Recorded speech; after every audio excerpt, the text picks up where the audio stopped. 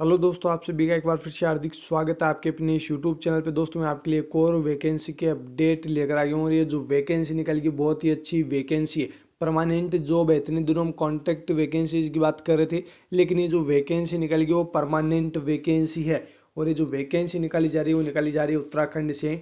उत्तराखंड के जो भी गवर्नमेंट नर्सिंग कॉलेजेज है उनके अंदर जो भी नर्सिंग ट्यूटर की पोस्ट अभी वैकेंट खाली है उनको फुलफिल करने के लिए वैकेंसी निकाली गई है। तो इसमें 40 पदों पर सीधी भर्ती के लिए ये नोटिफिकेशन जारी किया गया है। तो चलिए जानते हैं इसके बारे में कंप्लीट डिटेल। दोस्तों अगर आप हमारे चैनल पर पहली बार आए तो आप चैनल को सब्सक्राइब कर लेना, साथ ही बेल आइकन बटन को प्रेस जरूर कर देना ताकि आपको आने वाली हर एक लेटेस्ट अपडेट जल्दी से जल्दी मिलती रहे। चलिए जानते हैं इसके बारे में। इसका जो नोटिफिकेशन है वो रिलीज कब हुआ था? 5 अप्रैल को। यहाँ पे देखिए फिर से यहाँ पे मेंशन कर रखा है जो विज्ञापन है, जो नोटिफिकेशन है वो रिलीज हुआ था 5 अप्रैल को। और इसके ऑनलाइन आवेदन कब से स्टार्ट हो चुके हैं? 6 अप्रैल से इसके ऑनलाइन आवेदन स्टार्ट हो चुके हैं। बात करें लास्ट डेट की, जो अंतिम तिथि है वो कब रहेगी? 5 मई को। 5 मई को रात 12 बजे तक आप इसके लिए आवेदन कर सकते हैं। 5 मई लास्ट डेट है। 6 अप्रैल से इसके फॉर्म वो स्टार्ट हो चुके हैं। बात करें आवेदन शुल्क, नेट बैंकिंग, डेबिट कार्ड या फिर क्रेडिट कार्ड किसी भी प्रकार से आप जमा करवा सकते हैं। आपको जो आवेदन शुल्क है वो जमा करवाना होगा 5 मई तक, यानी कि 5 मई लास्ट डेट है जब तक आप फॉर्म भर सकते हैं, अपना जो चालान है वो जमा करवा सकते हैं। इसके बाद कुछ भी नहीं होगा। ओके, तो 5 मई से पहले पहले आप फॉर्म भर दीजिएगा। यहाँ पे बात करते हैं कितनी जो जो पोस्ट निकाली गई है उसका डिवाइडेशन देख लेते हैं, कहाँ कहाँ पे कितनी कितनी पोस्ट बांटी गई है। देखिए यहाँ पे सबसे पहले देखिए वेतन। यहाँ पे पद का नाम देखिए नर्सिंग ट्यूटर। ट्यूटर की वैकेंसी है, आपको वहाँ पे नर्सिंग ट्यूटर बनाया जाएगा, आपको कॉलेज के अंदर पढ़ाना होगा। वेतनमान की बात करें तो यहाँ पे लेवल आपका रहेगा 7, 44,900 रुपये से लेकर 1,42,400 रुपये आपकी सैलरी रहने वाली है। तो ये जो पे लेवल है जो 7th वो आपको मिलने वाला है। यहाँ पे देखिए अनुसूचित जाति के लिए 10 पोस्ट निकाली गई है और जो अनुसूचित जनजाति है उनके लिए 2 पोस्ट है। अन्य पिछड़ा वर्ग के लिए 6 पोस्ट है। आर्थिक रूप से कमजोर वर्ग के लिए 5 पोस्ट है और जो सामान्य या फिर अनारक्षित वर्ग है उनके लिए 17 पोस्ट है। टोटल पोस्ट की बात करें तो 40 पोस्ट हो जाती है। तो इस प्रकार से इनको डिवाइड कर रखा है। चलिए आपको और ज़्यादा डिवाइडेशन देखना है तो यहाँ पे देख लीजिए। यहाँ पे अलग अलग डिवाइड और कर रखा है कि अनुसूचित जाति के अंदर महिलाओं के लिए कितनी है, दिव्यांग के लिए कितनी है, भूतपूर्व सैनिक के लिए कितनी है, और यहाँ पे और देख लेना। टोटल यहाँ पे अलग अलग जो है डिवाइडेशन यहाँ पे कंप्लीट दे रखा है। तो आप ये पीडीएफ के अंदर भी देख सकते हो, मेरे को बताने की जरूरत नहीं पड़ेगी, वैसे तो आप देख चुके हो यहाँ पे इतनी देर के लिए, और आप इसकी पीडीएफ के अंदर और देख लेना। चलिए आगे बात करते हैं। वेतनमान मैंने आपको बता दिया कि पे लेवल 7 रहेगा, बहुत ही अच्छी खासी आपको यहाँ पे सैलरी मिलेगी। और ये जो वैकेंसी है वो है परमानेंट वैकेंसी। चलिए पद का स्वरूप है अराजपत्रित या अंशदायी पेंशन युक्त। बिल्कुल आपको पेंशन भी मिलेगी, जब आप रिटायर होंगे तो आपको पेंशन भी मिलेगी। तो ये तो परमानेंट वैकेंसी है तो सीधी सी बात है आपको पेंशन तो मिलेगी ही मिलेगी। आगे बात करते हैं कौन इसके लिए अप्लाई कर सकता है। एजुकेशनल क्वालिफिकेशन की बात करें तो इसके लिए एमएससी नर्सिंग के कैंडिडेट आवेदन कर सकते हैं। साथ ही BSc nursing and post basic BSc nursing के कैंडिडेट भी आवेदन कर सकते हैं, लेकिन उनके पास में 1 साल का पढ़ाने का अनुभव होना चाहिए। अगर आप किसी भी कॉलेज में पढ़ा रहे हैं 1 साल से तो आप इसके लिए आवेदन जरूर कर सकते हैं। आपके पास में सिर्फ और सिर्फ 1 साल का जो है अनुभव, एक्सपीरियंस जो है वो आपके पास में होना चाहिए। एमएससी नर्सिंग वालों से किसी प्रकार का जो है एक्सपीरियंस नहीं लिया जाएगा, क्योंकि उन्होंने एमएससी नर्सिंग कर रखी है, तो वो सीधा डायरेक्ट जो है इसके लिए अप्लाई कर सकते हैं। बीएससी नर्सिंग या पोस्ट बेसिक बीएससी नर्सिंग वालों के लिए 1 साल का जो एक्सपीरियंस है वो मांगा गया है।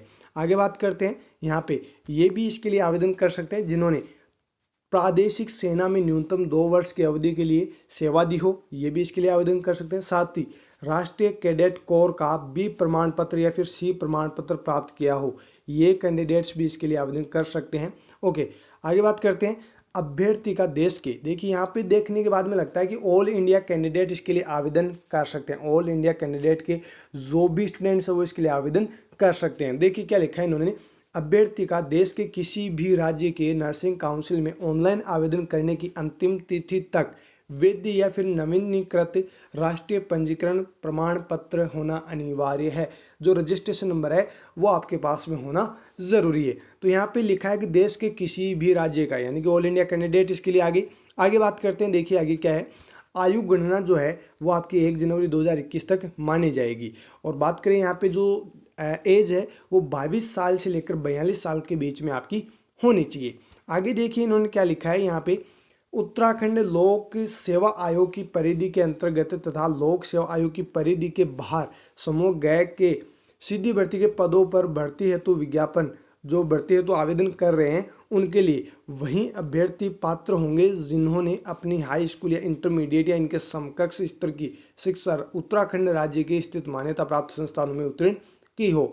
यानी कि जिन्होंने उत्तराखंड से 10वीं या 12वीं पास की है, 10वीं या 12वीं पास जिन्होंने की है उत्तराखंड से, वो इसके लिए आवेदन कर सकते हैं। लेकिन यहाँ पे साफ साफ लिखा है समूह ग। अब ये समूह कौन से हैं, कहाँ पे हैं, ये तो हमें भी नहीं पता क्योंकि इस पीडीएफ के अंदर ऐसा कुछ भी नहीं है। यहाँ पे आप देख सकते हो, यहाँ पे ऐसा कुछ मेंशन नहीं कर रखा है कि समूह ग, क, ख, गैड है। ओके, यहाँ पे कुछ अलग से ये दे रखा है। बाकी ऑल इंडिया कैंडिडेट इसके लिए आवेदन कर सकते हैं। बाकी आप इस पीडीएफ के अंदर और देख लेना, अच्छे से पढ़ लेना क्या क्या है, समूह ग के अंदर कौन कौन से आते हैं, क्या क्या आते हैं। आपको साथ ही एनओसी भी लगानी होगी। जो ऑलरेडी भी गवर्नमेंट जॉब कर रहे हैं या फिर सेमी गवर्नमेंट जॉब कर रहे हैं, यानी कि जो कॉन्ट्रैक्ट बेस पे जॉब कर रहे हैं, वो भी एनओसी जरूर लगाए। यहाँ पे आरक्षण की अलग से यहाँ पे दे रखी है। उर्दू आरक्षण कौन सा है, क्षेत्रीय आरक्षण किसको मिलने वाला है, ये कंप्लीट यहाँ पे आप देख लेना पीडीएफ के अंदर। बहुत बड़ी पीडीएफ है, वैसे बहुत लंबा टाइम हो जाएगा, मैं आपको शॉर्ट एंड स्वीट में बता देता हूँ। यहाँ पे देखिए, ऑनलाइन आवेदन पत्र में दर्शाई गई संबंधित आरक्षण की श्रेणी उप श्रेणी में किसी भी प्रकार का परिवर्तन अनुमन्य नहीं होगा। यहाँ पे किसी प्रकार का कोई भी जो है अनुमन्य नहीं होगा। जो भी यहाँ पे परिवर्तन है वो आपका नहीं माना जाएगा। जो दिया गया है वही आपको मिलने वाला है। बात करते हैं राष्ट्रीयता की, तो राष्ट्रीयता में भारत के नागरिक इसके लिए आवेदन कर सकते हैं, तो ऑल इंडिया कैंडिडेट इसके लिए आवेदन कर सकते हैं। साथ ही तिब्बती शरणार्थी जो तिब्बत से आए थे भारत के अंदर, कब, जनवरी 1962 से पहले, जो जनवरी 1962 है उससे पहले जो भी तिब्बती शरणार्थी है जो भारत में आए थे, वो भी इसके लिए आवेदन कर सकते हैं। इससे पहले के होने चाहिए, इसके बाद के कोई भी कैंडिडेट ऑनलाइन आवेदन नहीं कर सकता है। ओके, आगे यहाँ पे देखिए, भारतीय उद्भव का ऐसा व्यक्ति जो भारत के स्थायी निवासी के आश्रय से पाकिस्तान, बर्मा, श्रीलंका, यानी कि इतनी दूर दूर तक जो भी बैठे हैं इंडिया के कैंडिडेट जिन्होंने नर्सिंग कर रखी है, वो भी इसके लिए आवेदन कर सकते हैं। यहाँ पे और देख लेना, बाकी बहुत बड़ी यहाँ पे पीडीएफ है जो आपको हमारे टेलीग्राम ग्रुप के अंदर मिल जाएगी। बात करें कैरेक्टर की, चरित्र आपका बिल्कुल अच्छा होना चाहिए। जब आप जॉब कर रहे हैं तो आप वहाँ पे अच्छी सी जॉब करें। आप अगर अच्छी केयर देंगे तो आपको वहाँ पे अच्छे से वहाँ पे आपको लगाए रखेंगे। यानी कि आपको केयर तो क्या देनी है वहाँ पे, तो आपको पढ़ाना है। अगर आप अच्छा पढ़ाओगे तो आपको वहाँ पे रखेंगे। अगर आप ज़्यादा ही जो आपका करेक्टर ख़राब होता है तो आपको वहाँ से निकाल भी सकते हैं। तो आपका करेक्टर बिल्कुल सही होना चाहिए। ओके, वैवाहिक स्थिति की बात करें तो जो भी मेल कैंडिडेट है, जो भी मेल पर्सन है, उनके 2 वाइफ नहीं होनी चाहिए, यानी जीवित 2 वाइफ नहीं होनी चाहिए। और जो फीमेल है वो भी ध्यान दें, आपके भी 2 हस्बैंड नहीं होने चाहिए। ये यहाँ पे साफ साफ लिखा है। जो महिला अभ्यर्थी है उनके लिए भी लिखा है और जो मेल अभ्यर्थी यानी पुरुष अभ्यर्थी है उनके लिए भी लिखा है। तो ये अगर आपके है ऐसा कुछ भी तो आप इसके लिए आवेदन ना करें, आपको रिजेक्ट कर दिया जाएगा। फिजिकली आप बिल्कुल ठीक होने चाहिए, फिजिकली आप ठीक है तो आप इसके लिए आवेदन कर देना। साथ ही चयन प्रक्रिया की बात करें तो कैसे होगा आपका सिलेक्शन, आपको 2 पेपर फाइट करने होंगे। जी हाँ, बिल्कुल 2 पेपर आपको यहाँ पे फाइट करने होंगे। 200 अंकों के जो ऑब्जेक्टिव टाइप एमसीक्यूज है वो आपसे पूछे जाएंगे। प्रत्येक सही उत्तर का आपको 1 नंबर मिलेगा। साथ ही नेगेटिव मार्किंग भी रहेगी 1/4, यानी कि अगर आप 4 क्वेश्चन गलत करते हैं तो 1 क्वेश्चन आपका एक्स्ट्रा काटा जाएगा। यानी कि 1 क्वेश्चन जो आपने सही किया उनमें से कट जाएगा, तो 1/4 आपकी नेगेटिव मार्किंग रहेगी। साथ ही परीक्षा में 2 प्रश्न पत्र होंगे, तो ये तो मैंने आपको बता ही दिया। 2 पेपर होंगे आपके। प्रथम प्रश्न पत्र आपकी जो नर्सिंग है उससे होगा, और जो सेकंड पेपर है वो सामान्य अध्ययन, सामान्य ज्ञान एंड सामान्य हिंदी से होगा। और जो पेपर का ड्यूरेशन है वो 1 घंटा और 30 मिनट आपका रहेगा। यहाँ पे कंप्लीट देख सकते हो। जो फर्स्ट पेपर हो 100 अंकों का होगा, यानी 100 नंबर का होगा, जिसमें fundamental of nursing, management of nursing services and nursing education, nursing research से संबंधित 25 क्वेश्चंस होंगे। साथ ही medical, surgical nursing, OBG, paediatric, psychiatric, community research, clinic, microbiology आदि विषय होंगे जिनके 75 क्वेश्चंस होंगे। तो ये कितने हो गए, 100 क्वेश्चंस होंगे। तो मतलब आपको यहाँ पे कंप्लीट सिलेबस भी बता दिया गया है कि इस सिलेबस से क्वेश्चंस पूछे जाएंगे। बात करें सेकंड पेपर की तो ये 95 नंबर का होगा। अब ये 5 नंबर कहाँ से आएंगे वो भी मैं आपको बताऊंगा यहाँ पे। देखिए जो सेकंड पेपर होगा उसके अंदर सामान्य हिंदी होगी, सामान्य ज्ञान एंड सामान्य अध्ययन होगा, साथ ही उत्तराखंड का जनरल नॉलेज होगा। ओके, साथ ही आपके टेक जो टीचिंग एप्टीट्यूड है उससे भी कुछ क्वेश्चंस पूछे जाएंगे, रीजनिंग के कुछ क्वेश्चंस आपसे पूछे जाएंगे। तो ये 95 नंबर का पेपर होगा। साथ ही जो 5 नंबर है वो आपको एक्सपीरियंस के मिलेंगे। देखिए यहाँ पे एक्सपीरियंस के आधार पे आपको 5 नंबर यहाँ पे देंगे। तो जितना आपको एक्सपीरियंस होगा उतना आपको नंबर मिल जाएगा। आगे देखिए जो आपका पेपर होगा वो ऑफलाइन होगा, यानी कि आपको जो पेपर है वो ऑफलाइन होगा और आपको जो आंसर शीट मिलेगी उसके अंदर ट्रिपलिकेट होगा, यानी कि 3 वहाँ पे कार्बन कॉपीज होगी जिनकी एक कॉपीज आप साथ में ले जा सकते हो और आप जो पेपर है वो भी आप ले जा सकते हो। पेपर और आप एक आंसर शीट ले जा सकते हो, बाकी आपको वहाँ पे जमा करवानी होगी। जो आपके आंसर की होगी वो आपको मिलेगी इस साइट के ऊपर ukmssb.org के ऊपर। और साथ ही आपको बता दें जो एग्ज़ाम होना है वो अभी हाल फिलहाल तो देहरादून की ही बताई जा रही है कि देहरादून के अंदर ही एग्ज़ाम होगा, लेकिन अगर किसी प्रकार का कोई भी परिवर्तन किया जाता है तो आपको जब एडमिट कार्ड आएंगे तो आपको बता दिया जाएगा वहाँ पे किस जगह आपका सेंटर आने वाला है। आगे देखिए यहाँ पे ईडब्ल्यूएस ओबीसी सामान्य वर्ग जिनके लिए 45% अंक लाने ही लाने अनिवार्य है। बाकी साथ ही अनुसूचित जाति और अनुसूचित जनजाति श्रेणी के अभ्यर्थियों को 35% अंक लाने अनिवार्य है। तो इतने नंबर तो आपको लाने ही लाने हैं, नहीं तो आपका सिलेक्शन नहीं हो पाएगा। इससे अबव आएंगे तो वो उसके अकॉर्डिंग की जो कट ऑफ है, जो फाइनल मेरिट लिस्ट है वो बनेगी। साथ ही यहाँ पे आप अगर सही करेंगे तो 1 अंक मिलेगा और अगर आप 4 क्वेश्चन गलत करेंगे तो एक जो सही आपका राइट आंसर है उसको भी कट कर दिया जाएगा। 1/4 आपकी यहाँ पे नेगेटिव मार्किंग भी रहेगी और जो पेपर है वो हिंदी और अंग्रेजी दोनों भाषाओं में आपको पूछा जाएगा। यहाँ पे पर्सन बुकलेट आप अपने साथ में ले जा सकते हैं, ये मैंने आपको बताई दिया है। ओमार शीट ट्रिपलिकेट होगी तो आप एक ओमार शीट अपने साथ में ले जा सकते हैं, पीछे की जो कार्बन कॉपी है वो आप ले जा सकते हैं साथ में। 2 कॉपीज जो है वो आपको वहाँ पे जमा करानी होगी। गलत उत्तर के लिए यहाँ पे जो नेगेटिव मार्किंग है वो मैंने बताई दी है, बाकी आप और देख लेना क्या क्या यहाँ पे दे रखा है। चलिए आप कैसे ऑनलाइन आवेदन कर सकते हैं इस साइट पे आपको जाना है और साथ ही यहाँ पे जो नर्सिंग ट्यूटर परीक्षा 2021 है वहाँ पे आपको क्लिक कियर करना है और कंटिन्यू कर देना है। देन आपको जो है यहाँ पे कंप्लीट जो है अपना फॉर्म भर देना है। यहाँ से आपको जो है अपना फॉर्म भर देना है। ये आवेदन के कंप्लीट कुछ दिशा निर्देश दिए हुए हैं, ये आप पढ़ लेना। यहाँ पे साफ साफ लिखा हुआ है ऑफलाइन या फिर हार्ड कॉपी के माध्यम से आवेदन पत्र स्वीकार नहीं किए जाएंगे, तो कोई भी ऑफलाइन ना भरे, ऑनलाइन ही आपको भरना है। चलिए बात करते हैं कितनी क्या आपकी जो इसके लिए एप्लीकेशन फ़ीस रहेगी। यहाँ पे आपको कंप्लीट देखिए कंप्लीट डिटेल दे रखी है कि फ़ोटो 50 KB से ज़्यादा ना हो और जो सिग्नेचर है वो भी 50 KB से ज़्यादा ना हो। तो ये जो कंप्लीट डिटेल वो आप देख लेना। नेट बैंकिंग, डेबिट कार्ड या क्रेडिट कार्ड से आप अपनी जो फीस है वो जमा करवा सकते हैं। बात यहाँ पे करते हैं कि किस प्रकार से ऑनलाइन आवेदन करना है। सबसे पहले आपको क्या करना होगा, रजिस्ट्रेशन करना होगा, उसके बाद एप्लीकेशन सबमिशन करना होगा, देन उसके बाद आपको फीस पेमेंट करनी होगी। माई एप्लीकेशन सेक्शन के अंदर जाने के बाद आपको फीस पेमेंट करना होगा।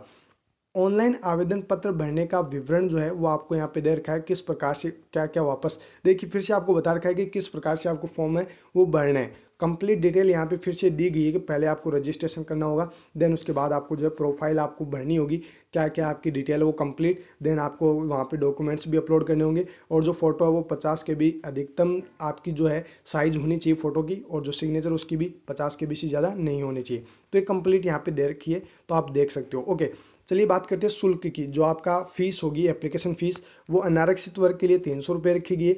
आर्थिक रूप से कमज़ोर जो EWS है उनके लिए 150 रुपये रखी गई है, यानी कि 150 रुपये रखी गई है। OBC वालों के लिए 300 रुपये रखी गई है। SC एंड ST के लिए 150 रुपये रखी गई है और जो उत्तराखंड के दिव्यांग छात्र हैं उनके लिए भी 150 रुपये रखी गई है।